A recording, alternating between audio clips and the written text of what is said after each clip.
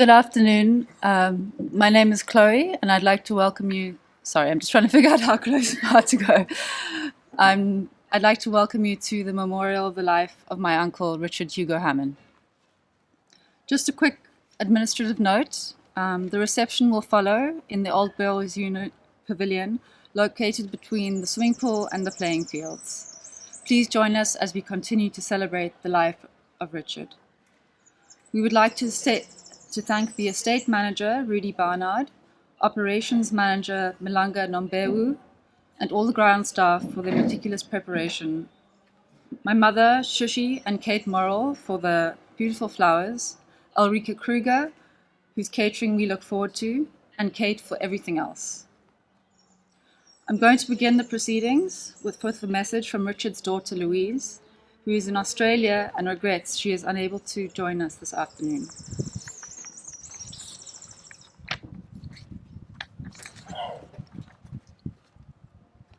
My heart aches as we farewell and celebrate the life of our father, Richard Dirk Hugo-Hamman. A devoted and loving dad, husband to Lynn, and grandfather to Mia, Selena, and Estelle, who will be missed beyond words. Dad's courage and perseverance set the course for our lives and shaped us into who we are today.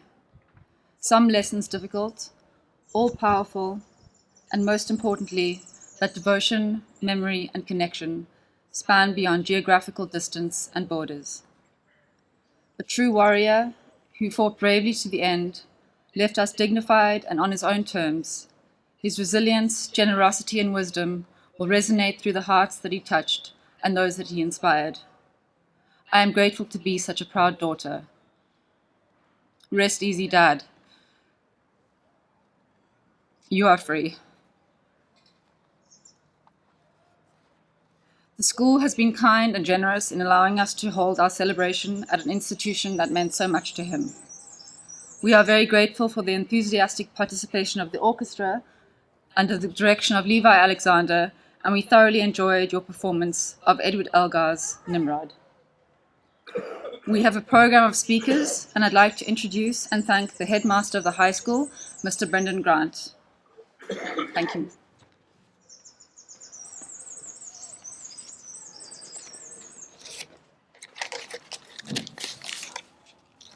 Thank you, Chloe. And on behalf of SACS, a very warm welcome to all of you to, as Chloe mentioned, the celebration of the life of Richard Hugo-Hamman. I'd like to make a special welcome to you, Dr. Chris Hugo-Hamman, your wife, Shushi, Chloe, Clementine, Sarah, Richard's sister, Elizabeth, and also in Australia, watching on the stream, to Richard's wife, Lynn, and daughter, Louise. To our very special Hugo-Hamman scholars, past and present, and your families, and to all friends and family from around the world for joining us on the live stream, a warm welcome to SACS. Even before I started here at our school 8 years ago, I had become aware of the incredible philanthropic work of the Hugo-Hamman family, who through their family trust had endowed scholarships for young men to attend our school. Though most of my direct contact has been through you, Chris, and your immediate family, I did have the privilege to meet and spend time with Richard on some of his travels to our country. Richard had a considerable presence and immediately struck me as a person of great substance, vision, and determination. He called a spade, and he got things done. And as I got to know the Hugo-Hamman family more intimately, I realized that the history of their family was deeply entwined with the very fabric of our school. Richard's mother, Mrs. Hugo-Hamman, worked in the tuck shop for 7 years and was an institution and much loved by all the boys at our school at that time.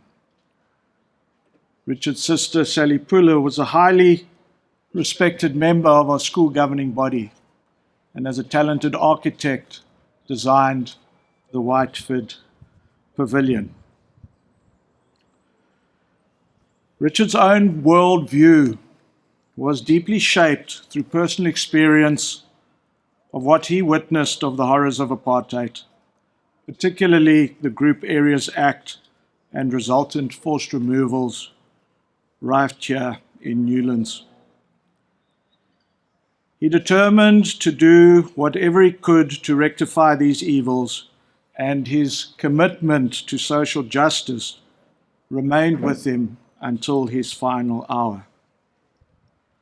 His legacy will live on in our school, and his vision resonates strongly with SACS's commitment to be the best school, not in South Africa, but for South Africa.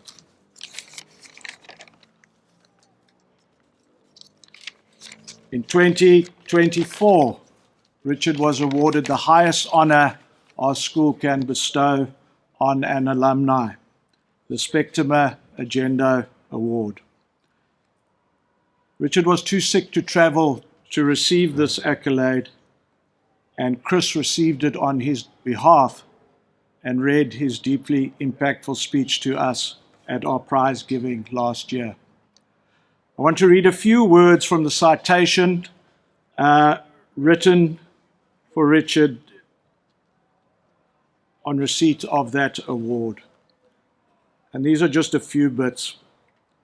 It details all his successes in the field of law and the amazing innovations that drove those successes. But for me, this is what stuck. It reads, Richard, you have achieved remarkable success in your professional life, but you have always remained grounded and deeply appreciative of the good fortune life has presented you. You have been determined to give back to the school, as you have very generously to other charities in Nepal and Australia. Your benevolence has been felt on the school campus, where you have contributed to the restoration of J.E. de Villiers Boarding House and Henshelwood House. Through your philanthropy, you have also endowed in perpetuity 14 Hugo-Hamman scholarships at SACS. The scholarships are all-encompassing and highlight your generosity of spirit. Your belief is that the recipients would leave SACS with a broad-based education and a treasured value system, with your ultimate hope being for them to prove capable leaders in society. Certainly that vision is right there before our eyes. And then later on, courage, strength of character, integrity, respect, self-belief, grit, and resilience are the qualities that have shaped your life. These are qualities we hope all SACS alumni carry throughout their lives. Visionary, lawyer, businessman, benefactor, philanthropist, Richard Hugo-Hamman, it is with profound pride that the South African college schools bestow on you the Spectre Agenda Award. Let us be judged by our deeds. Chris and Shushi traveled to Australia to be with Richard in his final days. And from that group that you started, Chris, there were many beautiful and wonderful tributes. From a school perspective, this one resonated with me. And on the first day of our boys in grade 8, I always say to them, look to your left, look to your right. In 30 years' time, when you need someone in your life outside of your immediate family, that's the person that you are going to call. You leave SACS after these 5 years with so much more than just a matric certificate. But I found this a beautiful endorsement of both Richard, his friends, and our school. And it reads as follows. Throughout our junior school years, going back to the early 1960s, we sat in classrooms together. We played marbles and spun tops at lunchtime. In high school, we read English literature, learned maths, science, Latin, and history. We ate lunch on the fields and congregated in the tuck shop. All the while, we absorbed lessons of character. The bond between us is unshakable, and the SACS voice is clear. Richard, you have not only spread the name and swelled the fame of the SAC, you have set a fine example and inspire each of us. Your insight and contribution has helped transform SACS into an educational institution of great value in 21st century South Africa. We are proud to say you were our classmate and great friend. As the sun sets on the SACS quadrangle, we salute you for your courage and determination. Well played, Richard. And I know some of these gents are here today, and some are listening on the stream. They being Peter Bam, Graham Brown, Tom Davey, Donald Fridgen, Robin Leviathan, Tim Morn, Stephen Rom, Ian Sukanovsky, and Keith Vecht. There were some beautiful tributes as well from some of the Hugo-Hamman scholarship recipients. We're going to hear from Becca just now, so I'm not going to read his wonderful tribute. This was another one. I'm sending all strength, love, and light to you, Dr. Hugo-Hamman, and your family in this hard time. I am honored to have heard and met Mr. Richard Hugo-Hamman, and your family. Till this day, my heart is filled with gratitude for what you and your family have done for me, and I will forever be grateful and humbled by your actions. Spectrum Agenda. That was from Endinako Sidinile, Endi. Richard Hugo-Hamman was an extraordinary human being. And his legacy will live on through the love of his family and the many lives he has impacted and changed through our school. Lalo ngotolo mhlakazi. Be at peace and rest gently, Richard.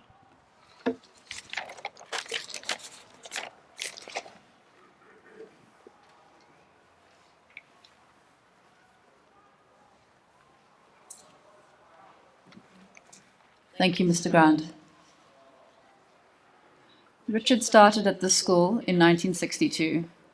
He made lifelong friends, including Tom Davey, Jeffrey Cole, David Canty, and Tim Morn.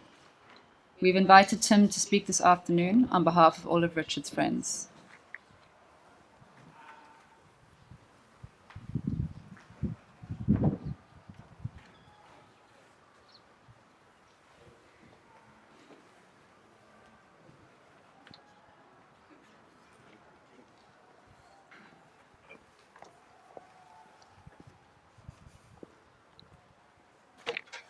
Good afternoon, everybody. My name is Tim Morn, and Richard and I were classmates in Sachs Junior in the high school and at UCT Law Faculty, and then colleagues in the legal fraternity here in Cape Town.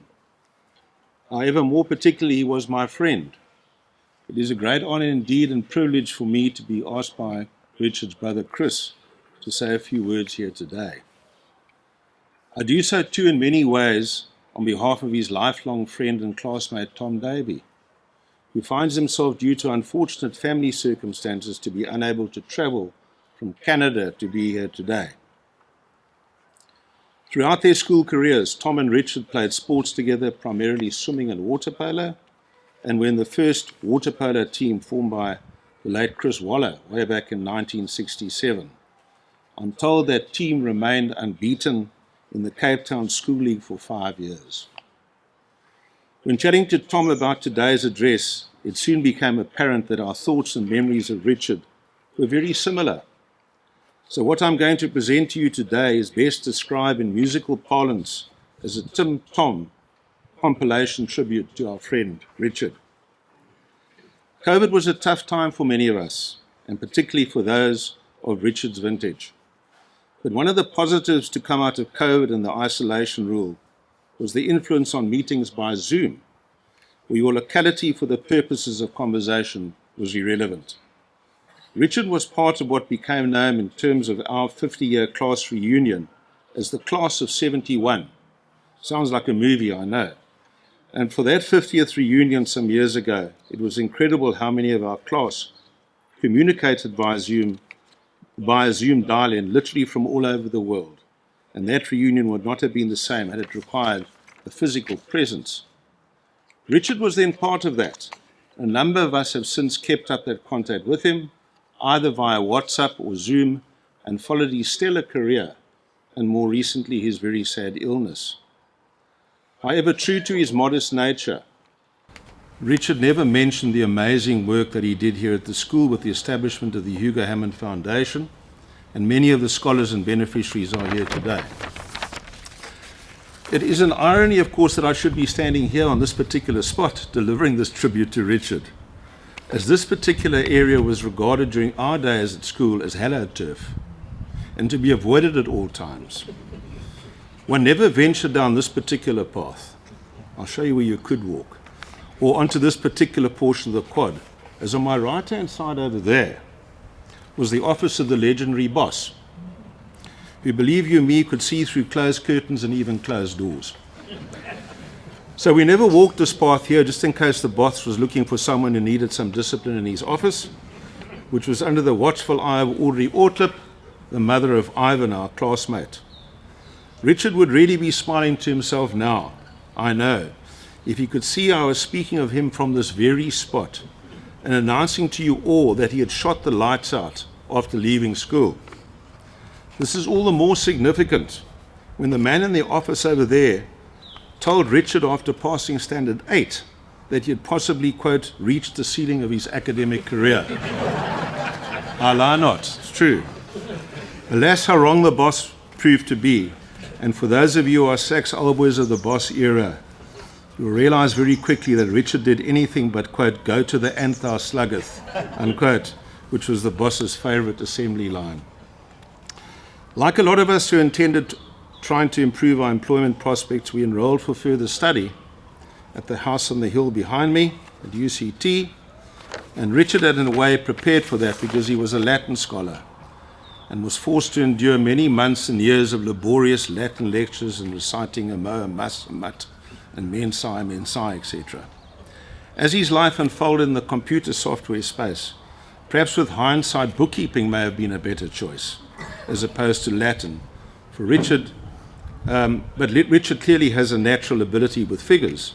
Tom and I have personal experience of Richard's undoubted flair for matters mathematical, as it was he, if I recall correctly, who told Tom and I in our early days in matric at the Royal Standard in Mowbray on a Friday night that R1 could buy you 5 Louis Late Rogue beers.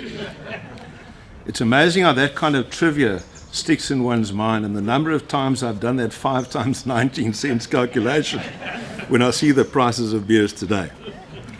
Of course, Forries was off limit up the road in those days, as it was frequented by some non-teetotaling Sax teachers who will remain anonymous in terms of compliance with poppy legislation. But if you're caught on the premises at Forries in those days, as Donald Trump would say, you're fired. Richard was not one to spend hours labouring over school books. He did, however, enjoy the subject matter, English literature in particular, and read Shakespeare and poetry beyond prescribed text. Tom and I did not consider him to be studious, but that said, he did gain a deep respect for the true liberal education we received at Sax. At this early stage of his life, Richard was deeply scarred by the pervasive systemic racial politics of the day. But within that landscape, Richard was able to appreciate the intrinsic worth of institutions such as constitutional democracy and always emphasized the human element, the people involved. This was to characterize his later working life. After school, the Latin flavor continued when the two of us then attended the law faculty at UCT. And when I say attended, I mean exactly that. We both sat in the back row just in case the lecturer felt he needed to pick on somebody close by to ask a few questions. That was not something Richard and I relished.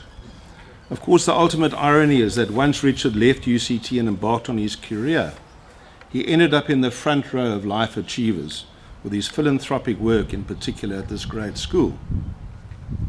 Not many of you know, but Richard, whilst not being in the Barry Ronga mould, was in fact a film fundi at varsity, where he ran the Film Fun outlet, as did Chris and Shushi, down opposite Arden Gardens in Claremont after lectures at UCT. He very kindly arranged a similar position for me, where we both spent much time in the evenings and after lectures and over weekends, talking of life and the movies of the time, which dare I say are now classics, The Good, the Bad and the Ugly, Goldfinger, etc. Richard's circles of friends grew hugely during those days, as every man and his dog called at the shop wanting a free projector and a movie late on a Sunday afternoon. After graduating with a BA LLB, Richard did articles here in Cape Town and passed his board exam with flying colours, and then ultimately went on his own, where he found his niche not in Latin-based law, but in accounting and legal software packages. After mastering the writing of his law accounting package program, Richard and his family took a huge plunge in 1992, which ultimately could have been described as a leap of faith, and decided to move to pastures new, namely Australia. Things didn't go too well when Richard arrived in Australia, as Aussie ball tampering in the form of software tampering was alive and well at that stage. In short, his program, which he had written, was pirated, copied, and Richard had to start from scratch again, rewriting his program, but this time with major improvements. It certainly wasn't an easy path that Richard trod on the work front, but judging from the tribute paid by his former CEO at his employer Leap, Christian, Richard was responsible for a remarkable turnaround in Leap's fortunes. There was a huge turnout for Richard's memorial in Australia, and I had the benefit of a chat a few days ago to a lady, Sandra Menares, who is the head of IT at Leap currently. And perhaps I can just quote from an email she sent to me the other day dealing with her interaction with Richard. She said he was an exceptional leader. He would turn his chair and invite you to sit and genuinely engage in conversation, whether about work, family, or in her case about our home country, Cuba. He was a true listener. She sent me an extract from the last email Richard sent to all of his Leap staff. And this, I think, will give you an idea of just how humble the man was, despite shooting the lights out in the work environment. Quote, this is Richard's quote from his email. I spent my first 6 years at Leap working with Christian as CEO. The title on my first business card was New South Wales Manager. At the time, we were only successful in New South Wales. As we grew, my title changed, and we became national in Australia, and then international. My career path progressed, and I became CEO in 2012. Christian and I obviously worked well together. I had a career path that couldn't have been dreamt of. It has been the privilege of my working life to have been entrusted by Christian and the board with this responsibility for so many years. During that time, we have transformed from being a small legal software, not even the biggest in our building at the time, to the biggest in the world. I've worked with so many of you around the world. I've been very lucky to have done so. Unquote.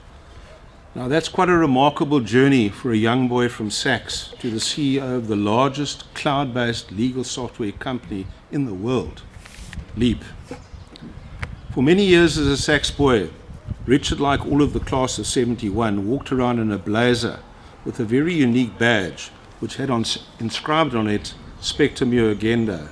Richard, of course, like all of us, knew that it translated to mean let us be judged by our actions.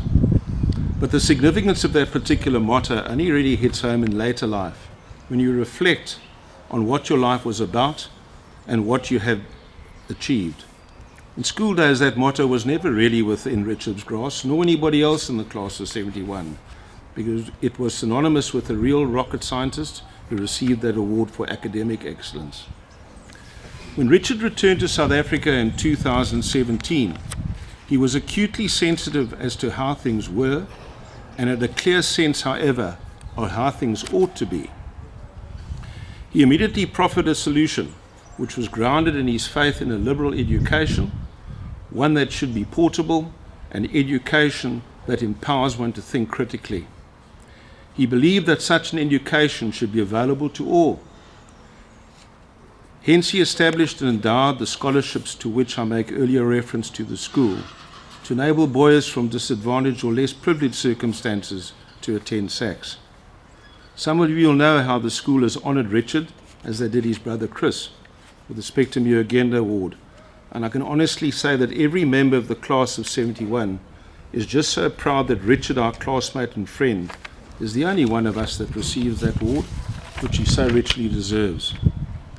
The award indeed highlights the need to continue the work that Richard considered so important, and to support the universal value central to the kind of education that builds a free society, a resilient one against the tyrannies of today's populist politics.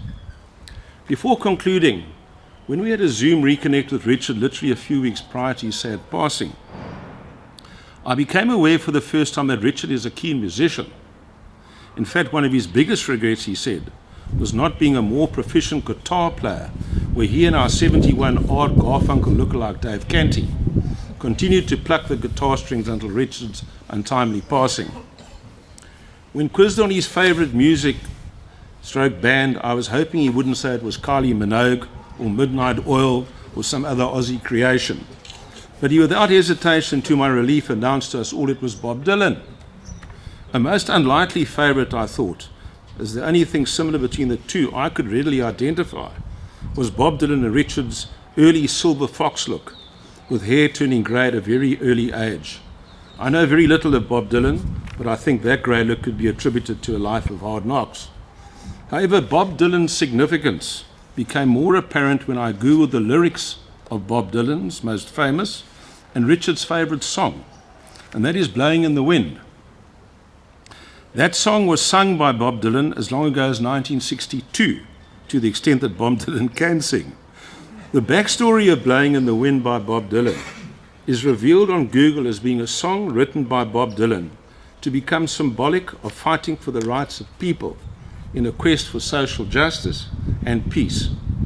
Undoubtedly, Richard's equivalent Bob Dylan song would be the legacy created by the Hugo-Hamman Foundation, where his philanthropic endeavours will live on forever.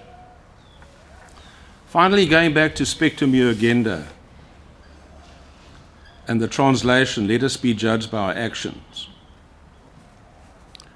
Richard, you have been judged by your actions and exceeded all expectations. As Tom reminded me, if Richard was standing here today, he would say with sincere humility, quote, "This is not about me. It is about something far greater and far more important," unquote. He would urge us all to be grounded in the reality of the past, the facts and the truth, and to act in the present with a vision for the future. That, after all, and upon considered reflection, epitomizes the value and life lessons to us all of Richard Hugo-Hamman. Rest in peace, our dear friend and classmate Richard. Thank you.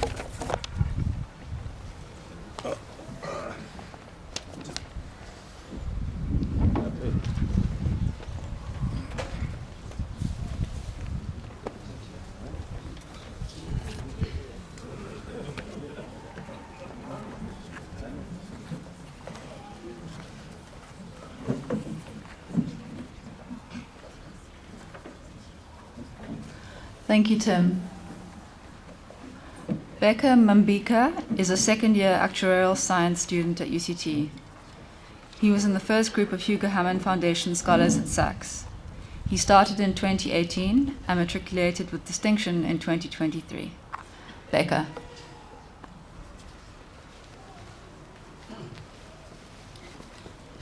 Hello everyone, I hope everybody's doing well.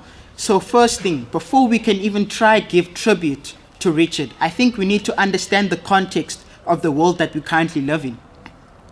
So from reading a story about another police station getting robbed to finding illegal army camps in the Free State, I'm pretty sure many of us say that we live in a banana republic. But this very same banana republic also saw many grave injustices. It saw the grave injustice of apartheid. And in a system that had such a strong propaganda machine, it was so easy to get lost and believe the fluff that these men said. But Richard saw through the mist and realized that he needed to do something to change other people's lives. He didn't just think about that. He took it as a calling from a very young age. Now, from a very young age, I can tell you, Richard was a very handsome kid, very nice kid, very adventurous. On a sunny day, he's probably one of those kids who will go outside, take their shoes off, run around barefoot. He'll always walk around with a bright, big, beautiful smile. He was always nice and super jovial. And then he grew. He entered university at the University of Cape Town. Now, as a student, he was a very strong student. He was a hard worker, and he was always determined to get things done. But he was not one of those students who were going to study 24 hours a day. No, that was not Richard. He'd probably go to class, sit at the back of the class, have a good time, maybe fall asleep 1 or 2 times in a few lectures. But when Richard needed to get something done, he'd always get something done. So I think that's another lesson that we can learn from Richard. He knew how to hold it down, And when things really needed to get done, and when you needed Richard the most, he'd always be there for you. And then if I just told you guys he went into legal tech, made a killing in law, and then left, I refuse to believe that so many of us would be here today. Because the fact of the matter is, the thing that made Richard Richard was the type of person who he was. And what type of person was he? Richard was someone who prioritized other people above himself. We look at the many people these days. The first time they make money, they'll either spend it on money, alcohol, or girls. We see that from many tenderpreneurs these days. But Richard never forgot the young calling that he got from a young age, that he wanted to change lives. Then he researched. He didn't just do this Hugo-Hamman scholarship thing overnight. Because he knew that it's not just the resource that you give to someone in order to change their life. It's order how you give that resource to that person. And then I can imagine he probably read many quotes. He probably said, if you give a man a fish, you feed him for a day, but if you teach him how to fish, you teach him for life. He probably thought about Mandela when he said that the most powerful weapon that you can give someone is education. And he studied and studied and studied. And he realized that the main problem that we have in this world is the system. We live in a system that constricts people from poor to poor up until they die. And he knew that the best way to get someone out of that rut of the system is through education. Because this is the fact of the world that we live in today. We have someone, they'll be born in a disadvantaged background. They also go to a disadvantaged school. They won't take school seriously. They don't get informed. You ask many people today, they're not informed about the economy. They're not informed about, hey, what's a free market? What's this? What's that? People are not educated. And the dangerous thing that happens when someone is not educated is that they can't make decisions for themselves. Then what happens? Many people get taken advantage of. We live in a world where politicians will play with people's emotions to use them. And what Richard knew is that if someone is educated, this person will have all the knowledge and the resources to be self-sufficient, make their own decisions, study, work hard, and create a better life for their family and other people. And this was the birth of the Hugo-Hamman Scholarship. Additionally, even if Richard struggled, I can bet anyone here 10,000 Rand. Even when Richard struggled, he'd probably never tell you. This is just the nature of the type of person he was. And the reason for this is embedded in the type of person he was.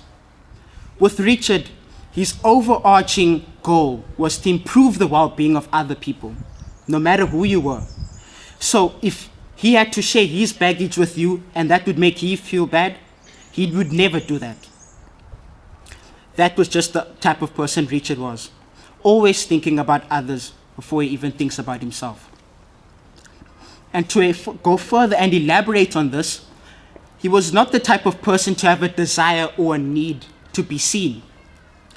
Many times these days, when someone's about to do a good deed, they say, hey, take out the camera, take a picture of me. This is the world we live in. Many times if you go out and then a homeless person approaches you and asks you for 10 Rand, your first thought will be like, okay, let me give this 10 Rand. But now when this person walks away, you'll be extremely disappointed if you don't see jets and cameramen coming out of nowhere and saying, well done, you just won 10 million Rand for being a good Samaritan. That was not Richard.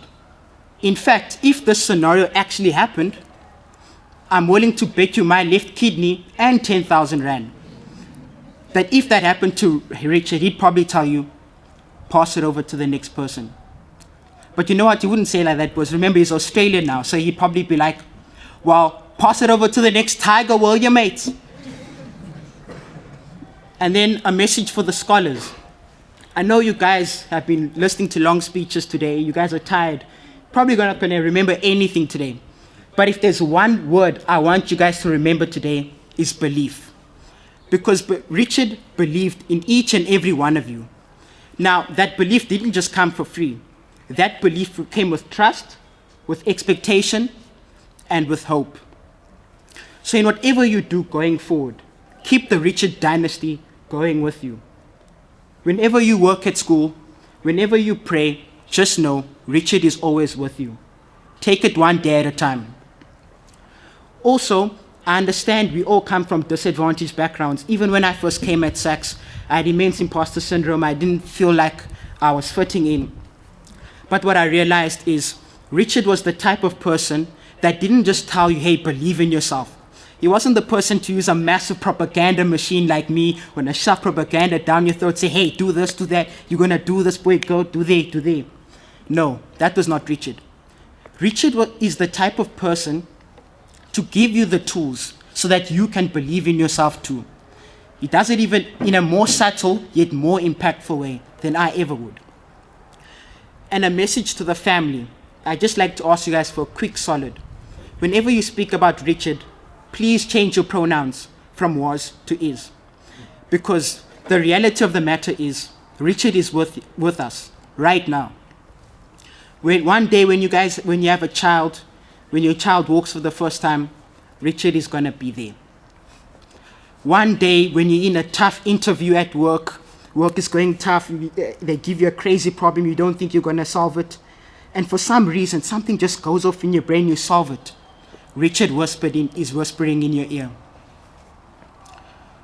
One day when you marry, Richard is going to be there. But also, one day, also when you go to the afterlife, Richard is also going to be there. Because, let's face it, Richard did every single thing in this life on his own terms. He never left us, one bit. If you think about the game Call of Duty, just to conceptualize it for you guys, think about us playing Call of Duty now. There's the battlefield, but there's also spectator mode. So spectator mode is when you can watch everybody, give guidance, etc. That's exactly what Richard is doing right now as we speak. He's guiding us from above. Even today, I had a job shadow that started at 9 a.m., but unfortunately I woke up at 8:55 a.m. But I thought the day was over. I didn't even know what I was going to say today. But I managed to get to work at 9:17 a.m. And the day just went super awesome. I took my Uber there, took an Uber here, got here on time. This is Richard. Richard was with me today, and he's still with me right now. He's never left my side. So usually when I do these Saks speeches, I never leave off with quotes. But just for Richard today, I think it's fitting we leave off with a nice quote in a Richardman, Saksman-like way. And the quote that I would like to leave everyone with is, "Our fingerprints never leave the lives we touch," by Judy Bloom. Thank you.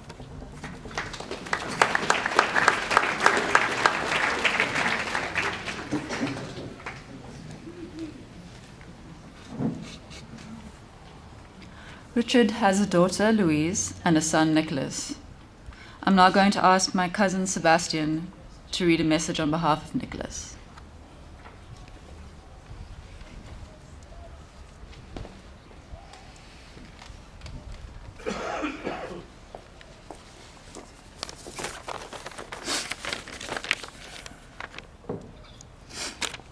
Here follow the words of my cousin Nick about his father Richard. Good afternoon, everyone. As Richard's son, I am honored to have these words read for me as we celebrate the life of my late father. Dad's life was certainly a journey of life, love, celebration, struggle, immigration, success, and ultimately of departure. His early days were started and spent on these very school grounds. Saks started Dad's mold. His values and ethical outlook were formed through the prism of his experience both at the school and as a happy, adventurous child running around Newlands and its surrounds with his siblings and a cohort of friends, some of which are here today. So here we are again, many years later, the same place, some of the same people, but many new faces and a new generation of individuals who will hopefully share in Dad's mold. Dad always used to say that immigrating was the hardest thing he ever did. We battled as a family in the early years, for many years, in a new country. But after 2 decades of dedication, hard work, and sheer backbone, Dad found where he was supposed to be and what he was supposed to be doing in the world. His work ethic was undeniable, and his experience and talent within legal software saw him at the peak of his career late in life. He used to say, "I'm going to work until I'm at least 80. Not that he needed to. His peak coincided with the creation of the Hugo-Hamman Foundation, a labor of love for both him and his brother Chris. Created to better a school that meant so much to him, to give opportunity to those less fortunate, and to instill real diversity in society. When I was 10 years old, Dad decided to send me to Saxe from Grove Primary School, something which at the time I wasn't too happy with, mainly because there weren't any girls there. But although my time was short there as we immigrated in 1992, I am glad that I did some time at the school. One day I came home and told him my new teacher's name was Mr. Joubert, to which he almost fell off his seat, as it was the same teacher he had had almost 30 years before that. Even the teachers love it here at Saxe. To all of the family here today, thank you for coming and opening your hearts again for Dad. To all of the friends here today, Dad remembered you all. It didn't matter how much time went by, he would remember tiny details until hilarious stories about back in the day. Too many to mention with such little time. In his last week, I pressed Dad for a lot of these stories. I wanted to hear them one last time, and it helped him remember things, taking him back to a time of being carefree, happy, healthy, and full of optimism. We traveled back in time together, discussing many things about our home and birthplace, this beautiful place, South Africa. For this I am grateful. Although it's been over 30 years, you can take the boy out of Africa, but you can never take Africa out of the boy, is what we would always say to each other. Dad is with us, always, everywhere. He is in the wind, he is in the stars, in our hearts forever. I bid thee farewell, my father. We all thank you for everything you have done for us and will continue to do for us, even as you fly pain and worry-free amongst the starlight. Thanks again to everyone here today and to all the family who helped organize this memorial. I know it would have meant the world to Dad. Much love, Nick.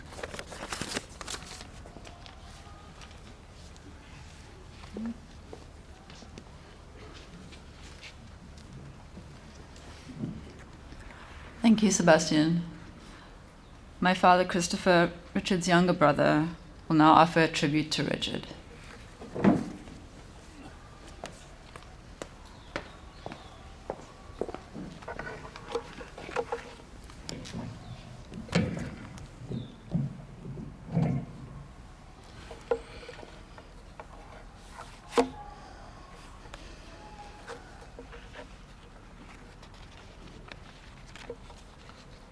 Family and friends, good afternoon. Yes, I'm Christopher, the younger brother. Less hirsute. Absolutely less handsome. I honor in their absence Richard's wife Lynn and his kids Louise and Nicholas.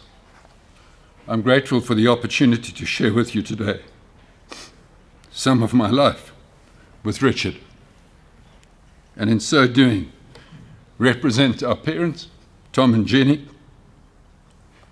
his sisters Elizabeth and Sally, his nephews David and Sebastian, his niece Tessa, and my daughters Chloe, Clementine and Sarah.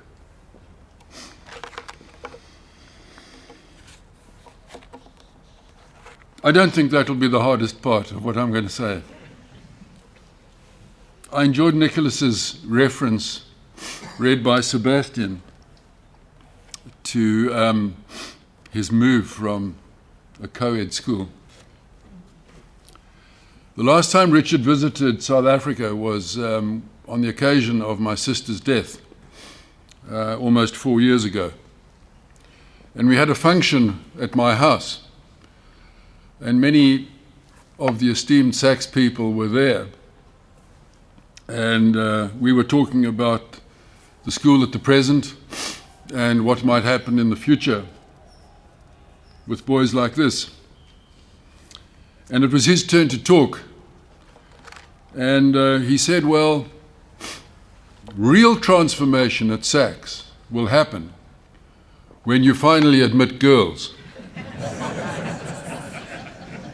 The two headmasters here in front of me were both there. They both went very pale and almost required resuscitation.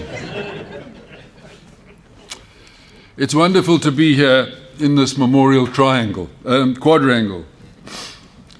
This quadrangle recognizes the contributions of men from this school who perished in 2 world wars. It resonated strongly for Richard and I. Our uncle, Alwyn Crampton, is on that World War II plaque behind you. It also now remembers those persons, men and women, who died in the struggle for a free, non-racial and democratic South Africa. It really is an important place. It's interesting how immigration has again become unpopular, even controversial. The white people of European descent and many other peoples here in South Africa, the vast majority of Australians, Canadians, Americans, North and South, all settlers.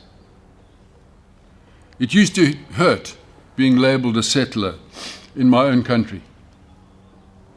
It hurts less when we embrace our past and just acknowledge the fact we are all settlers. Only then can you rightly ask the pertinent question, so what? Our mother was a first-generation South African. Her parents emigrated from Amsterdam during World War I. Our paternal grandmother, Nurse Elizabeth Ruck, was from Cirencester in Gloucester and married our grandfather during that same war. Both of them served at 2 military hospitals in Wynberg. My grandfather, Dirk, Hugo-Hamman, Afrikaner, South African, French and German stock. The Hugo ancestry traced to Daniel Hugo arriving at the Cape of Good Hope from Reims in 1688, and Johannes Hugo-Hamman from Saxony in 1732. Why is this important? Well, Richard was an intensely curious person with a passion for South African history. More importantly, he came from immigrant stock. And at the age of 39, he joined the South African diaspora and became himself an immigrant. He could give lessons on the challenges, the loneliness, the isolation, the longing for home, for the love of family and friends. He spoke often of a lack of a shared history with people he met. That common thread that we find in conversation with people in our own place, he never had. And not a small matter, the betrayal of a business partner in Sydney. Curiously, another South African. And the financial ruin that followed within his first decade in Australia. People have spoken of his resilience, and I'll come back to that. He never gave up on his vision for the digital environment in the legal profession. He never once considered returning to South Africa, despite substantial encouragement from his family, myself included. He was unwavering in his commitment to Australia. Although I must say he enjoyed a parochial interest in our sport. He suggested when I saw him in Australia the day before he died, that at his memorial in Australia, it might be best not to mention the rugby or the cricket. Both Brendan Grant and Tim Morn have shared details of his successful career, providing us with a window into what made him so successful. I enjoyed that quote from someone that he appointed early on, Sandra Menares, particularly, as it gave me a great insight into what it was that made him this success. I must say, though, despite those kind words, that he could be very businesslike in his personal life as well.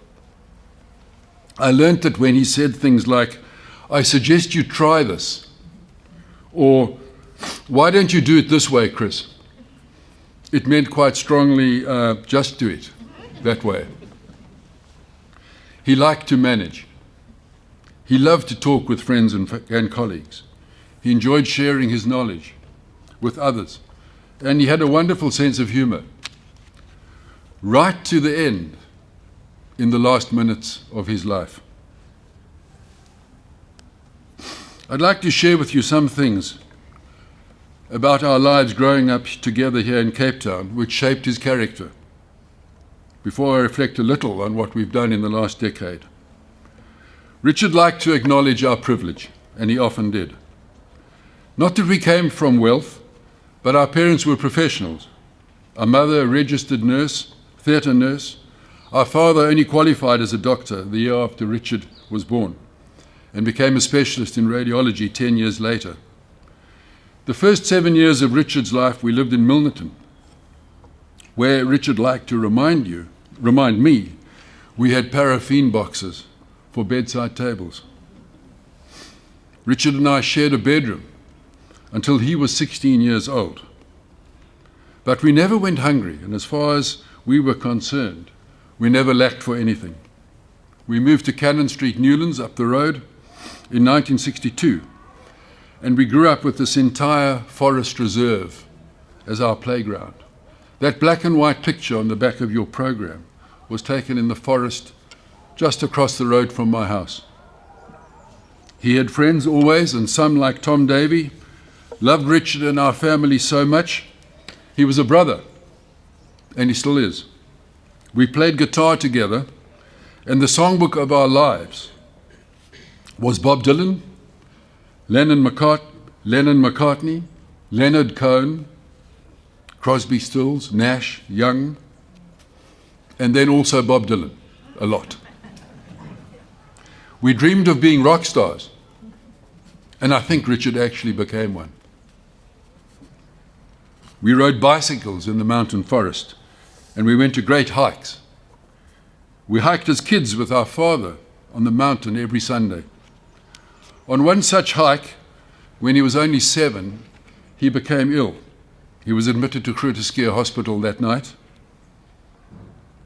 He survived paralyzing poliomyelitis before polio became a vaccine-preventable disease, and before ventilation was available for paralyzed children. Survival was what he did in Australia for his first 10 years. He survived. He learnt that skill at an early age. We received a fine education. My sisters Liz and Sally went to Rustenburg. Richard and I, like our father and our uncles John and Crampton, came here to Saxe. This public or state school, the oldest in the country, founded in 1829. The lessons, classes, swimming pool, sports fields, all in this glorious setting, were right here on our doorstep in Newlands, a mere 15 minutes walk from our home. We both put a considerable amount of effort into our time here at Saxe, but I can assure you that we extracted more from the school, as I hope these boys will do during their tenure here. The University of Cape Town literally grew from this school the South African college. And it was there that we went after school. Richard to law, my sister Liz to computer science, Sally to architecture, and me into medicine. The abundance of opportunity and choice at this school, even back then, was not wasted on us. My sister Liz, Richard, and I started swimming swimming competitively at a young age. Newland swimming pool in summer, Long Street swimming pool in winter. Chlorine appears to have been an addiction. We all represented Western Province. We had a wonderful time. We traveled the country, usually in a kak bus, but often by train to Kimberley, Bloemfontein, Johannesburg, Pretoria, in a time when trains still ran in South Africa. For boys from a single-sex school, we met girls. We had great fun, but it was also hard. We started training in winter and would swim every evening thereafter, August through March. December through February, we would swim in the morning before school and after school at 5. 3 to 3.5 hours a day. We ate a lot. The swimming story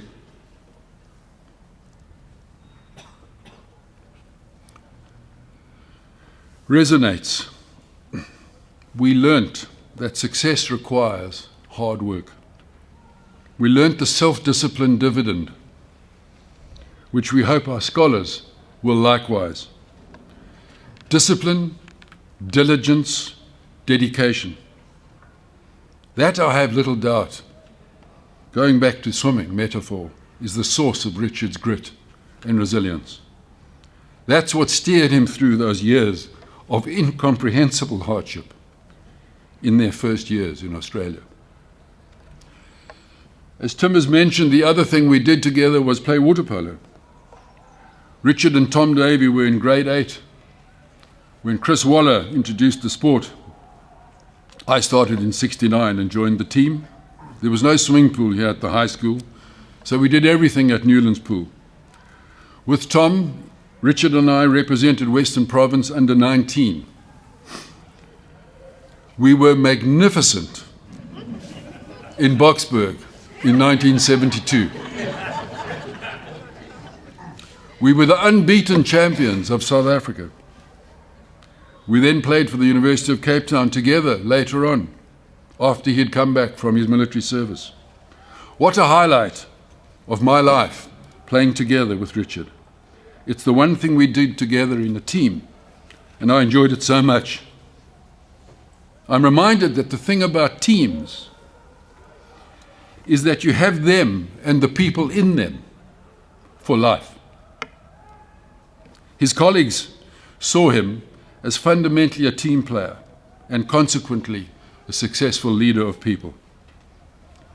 I'm reminded you only follow people if you want to. Both our father Tom and my grandfather Dirk actually, played first team rugby both at school and at the University of Cape Town. Despite this very strong family pedigree, Richard gave up rugby in grade 11. Much to the annoyance of the headmaster, Robin Whiteford, mentioned by Tim, Whiteford was an intimidating war veteran and a classic scholar. He summoned Richard to his office over there, and the assumption was that Richard would be caned, as you were in those days. Whiteford, this time, without his customary sarcasm, told him, Hugo-Hamman, you must play rugby at the school. Must. Richard said, no, sir, I'm not enjoying it. And my father told me that if I'm not enjoying a game, I should not play it. The headmaster said to him, well, if that's your decision, then I won't make you a prefect next year. To which Richard replied, "But sir, you never asked." Brave and humorous, not caned. Courage at a young age, but through life, whilst living with cancer the last years, and ultimately also in death. But a little anecdote, Whiteford had a very good memory for names and faces. I think that's a headmaster and headmistress characteristic. I can share with you that despite the praise from Tim, Richard spent many years doing Latin 1 at UCT. Many years. Robin Whiteford had left this school in 1972, only to reappear as a senior lecturer at UCT. The new Science Lecture Theatre, which is placed on University Avenue at the far end, had entrances at the front, and as a very steep lecture theatre, it had two entrances right at the top in the clouds. Shortly in his university career, Richard arrived late, perhaps with Tim, and sneaked into the back row up there. As he sat down, the lecturer, Robin Whiteford, said, "No, Hugo-Hamman, you are most welcome to my lecture, but do not be so shy. Come forward and sit in the front row, where you'll no doubt hear me a great deal better."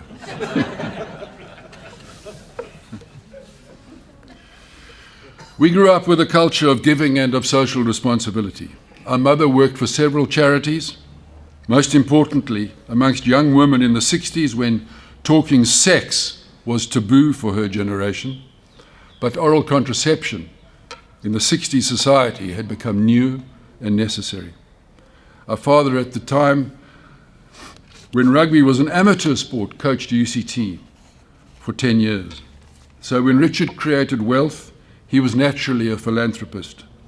He greatly valued the two gifts we received, a stable, loving family and a world-class, broad-based, value-driven education here at the school. It's hard for a young audience to understand growing up in apartheid South Africa, where the group areas act dictated where you lived, separate amenities defined where you went to school, job reservation determined where you might work. Where, I wonder, did you experience your first injustice? We walked home from school every day along Newlands Avenue at the top. We passed Newland Village, where our neighbours, people of colour, lived and worked and had done so for nearly 200 years. This community was disrupted and the people forcibly removed from their homes and replanted in Mannenberg, predominantly. Mitchell's Plain didn't exist at that time. This was 1966, and as young kids, we witnessed that deep trauma. Richard was scarred by these events, politically conscious at a young age, and socially aware throughout his life. He recognized that black people of our generation were denied the privilege of the fine education we had received at what was then a school for only white boys. We met by chance in New York in 2016, and we had a conversation over coffee in Grand Central Station. We spoke of many things, inter alia the fact that I would be honored by the school, and he decided to travel to Cape Town to be here for that function. Whilst he was here, we toured the high school and the junior school. We found one of the boarding house roofs in a shocking state of disrepair, I should say. He said, "We must fix this," and we replaced the roof at de Villiers' house. But on a human level, he recognized at once the urgent need for transformation, for increasing that diversity amongst pupils and amongst teachers. We started talking about scholarships for black children from disadvantaged backgrounds, who with help could receive that fine education that we had received here at the school.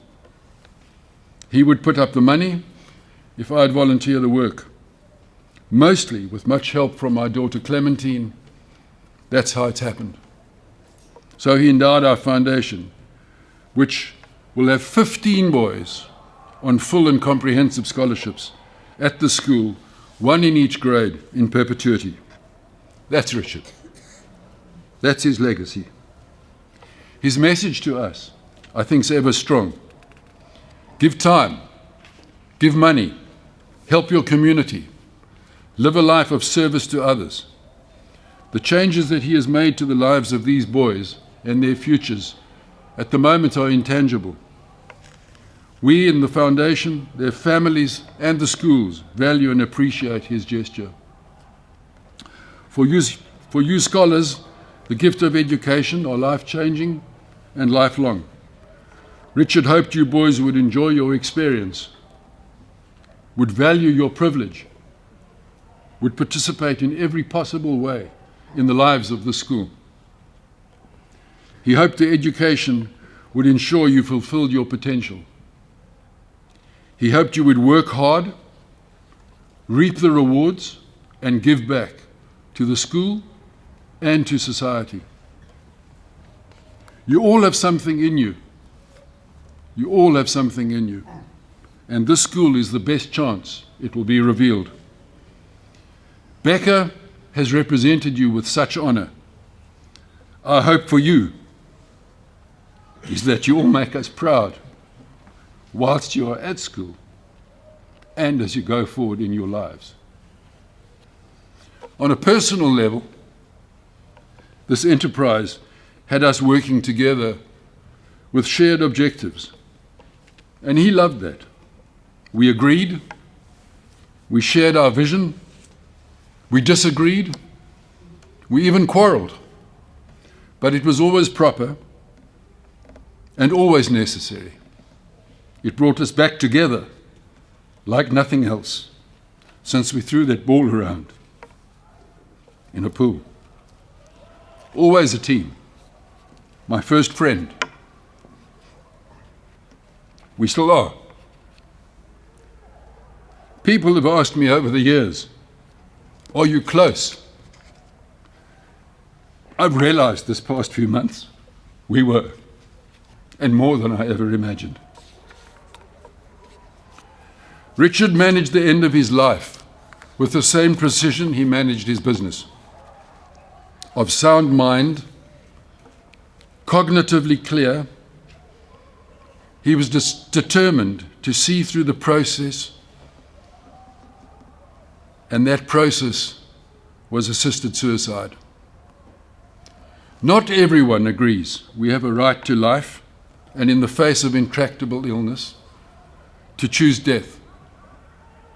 I certainly do.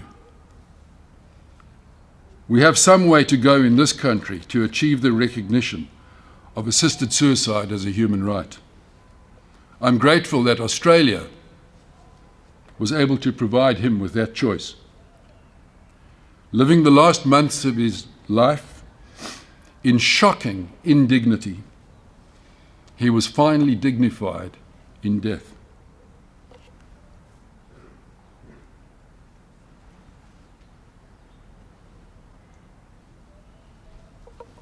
It was my privilege to be with him and his immediate family in the final minute of his life. I've been witness to far too many deaths in my professional life, but this was a very different experience. There was, of course, great sadness. But with Bob Dylan singing Tambourine Man quietly in the background, there was also exquisite beauty.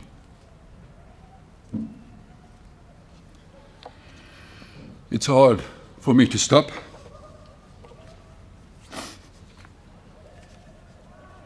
We were fortunate that when God handed kids to parents, we got Tom and Jenny. I've been fortunate he chose Richard as well. I'm immensely proud of my brother.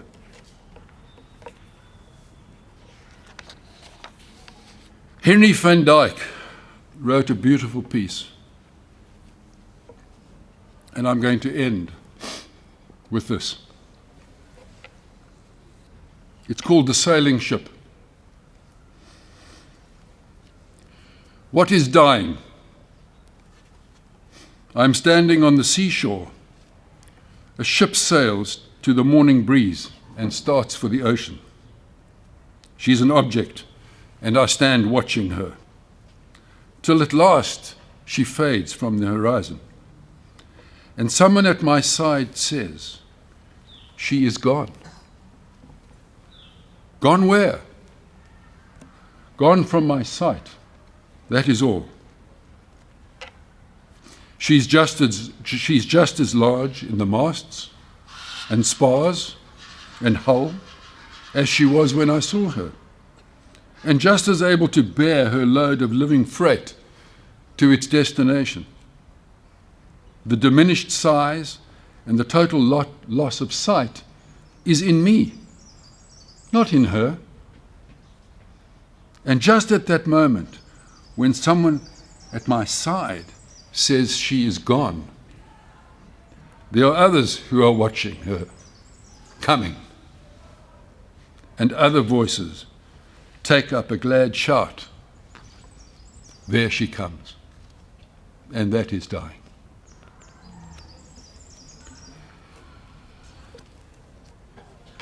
Thank you to all of you who've been here this afternoon. Thank you for your kindness, your love, and your support. Richard hoped and believed there was indeed another country. So as it says on your program, I'd like you to stand and join the orchestra and sing with love, compassion, and feeling, I vow to thee, my country. Thank you.